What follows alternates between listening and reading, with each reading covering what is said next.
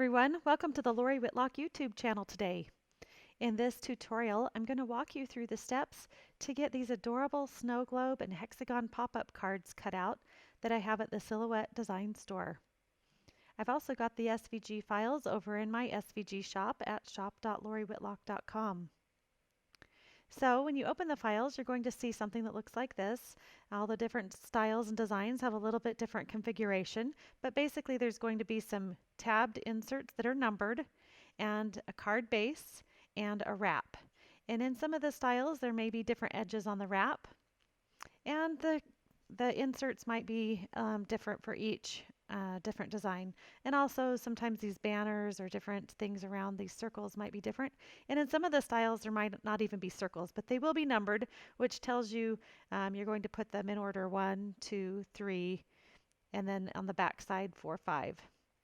So when you put the card base together, in my physical assembly tutorial, I'll demonstrate all of that so you can see where all of these inserts go. But basically, to get this cut out, I would go ahead and start moving pieces off to the left-hand side just to get them off of my mat. And I would just maybe prepare to cut all the white pieces first. And in this case, sometimes you'll find a piece that might be grouped. You'll want to ungroup that piece, and you can move those balloons off. And then this piece is independent, but if you'll notice right down here, the little score mark has come loose. So we're going to undo that move. And you just want to make sure that you group that back together, because we ungrouped that score line came ungrouped. And you don't want to lose that score line. So keep an eye out for little things like that. Oh, it's still not grouped, so let's undo that again. And just make sure that we select both of those and group them together. Okay, now it's together. So you can rotate things. If you'll hold down the shift key when you rotate with that little green handle, it'll constrain it to 90-degree angles. But you could nest things and get this ready to cut on some white cardstock. So let's just kind of move everything over here to the left-hand side.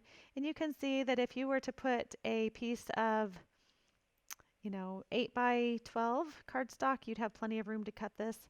If you wanted to ungroup these pieces, you could rotate and maybe even fit that just on an 8.5 by 11 sheet of white cardstock.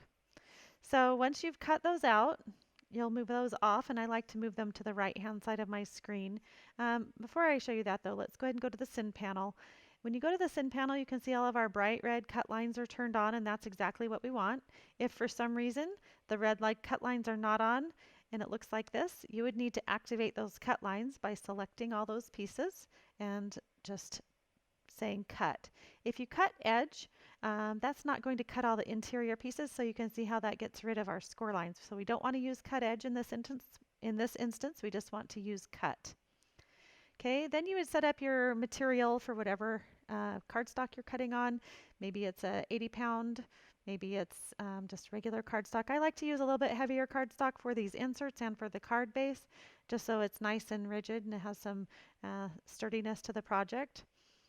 So once we go back to the design panel, you can just move all those pieces that we've cut off to the side and move our next color onto the mat.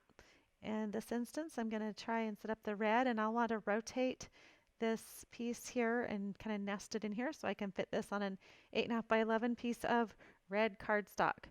And again, it's hard to see all those interior lines on this red color, but this is the color that I cut for the photograph, so I've left things colorized so you can kind of match those up from my photos. But you can see the red cut lines when you go to the Syn panel. So again, make sure all those red cut lines are activated the way that they look here on my screen, and then you can go ahead and set up for your material and send that to your Silhouette to cut. And on our next pass, if you wanted to try and nest some colors on here so that you can cut more than one color pass at a time, you can cut more colors than one in one pass. We can just go ahead and let's ungroup these pieces, and we'll set up, like maybe we want to put a little scrap of red up here in one corner and a scrap of purple down in another corner. You could set up your physical cutting mat to have a little 2 by 2 square of purple here and maybe a little 3 by 2 piece of red here, and so on and so forth for each of the colors. And you might not be able to fit all of them in one pass, but usually you can fit 4 colors easily by putting them in the 4 different corners of your mat. And we could have certainly nested our red pieces on with our red card base here when we ran that pass. That could have saved us just a little bit of time running another red pass through.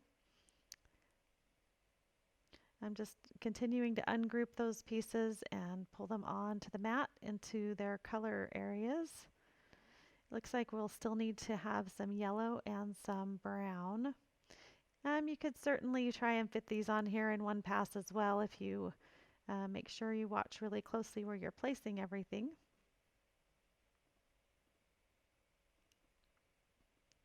You could put a little piece of brown in here. Just make sure that you have a little 2x2 and that you put it 4 inches down and all the way to the right hand side of your mat.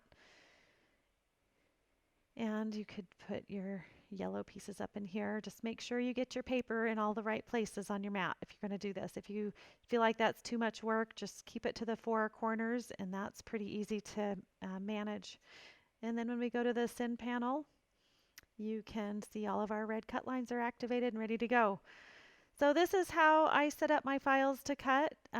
If for some reason you wanted to cut, say, this out of like a 6x6 paper pad, like I did, I actually used some smaller patterns from my paper pads. You could ungroup those pieces and just move them side by side so they'll fit on a smaller piece of paper. So anyways, that gives you kind of an idea of how I set up my files to cut and get them ready to send on the Silhouette.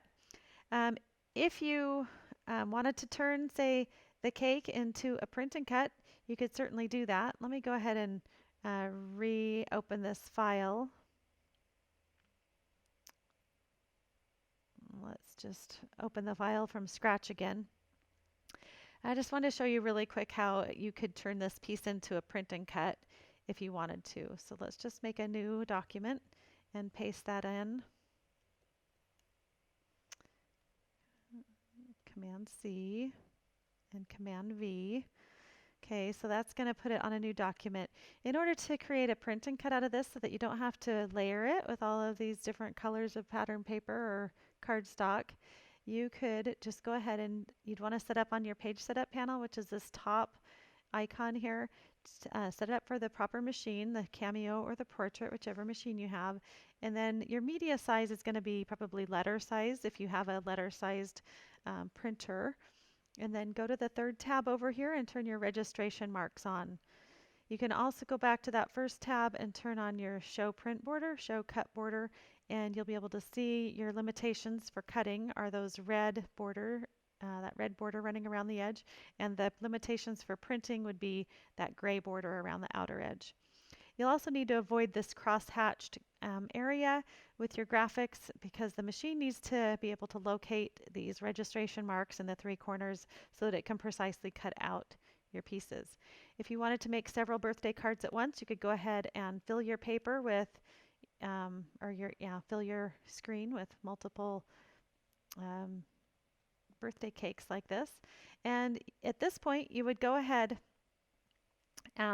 If you've downloaded the SVG file, you'll want to turn off those red cut lines. So just have the border be no border instead of red. And if you zoom in, you can see that all those red borders are gone. You'd want to then send it to print on your printer at home. So just go ahead and click the print button up here at the top, and then you could go ahead and send that to print. And then you're going to load your paper in this exact position on your virtual cutting, on your physical cutting mat that you have loaded it on your virtual cutting mat, upper left-hand corner. And then you'll go to your send panel. And you can see that all of our cut lines are activated, and we don't want to cut all through the middle. We don't want all those pieces to fall apart. So this is a case where you're going to grab those pieces and click Cut Edge. And this is exactly what you want when you're doing the print and cut. So that would precisely cut around those cute little cakes and give you some little die cut pieces that you can just put right onto your card base. So now that you've watched this tutorial on how to cut out these Snowglobe and Hexagon pop-up cards, Go on over to my other video here on YouTube and watch the assembly tutorial where I show you how to assemble the card base and where to put all of these little inserts so that you can assemble your cards. So I have lots of styles of this card out and more will be coming. So keep your eyes out and have fun making these. And I'll see y'all in another video. Have a great week. Bye-bye.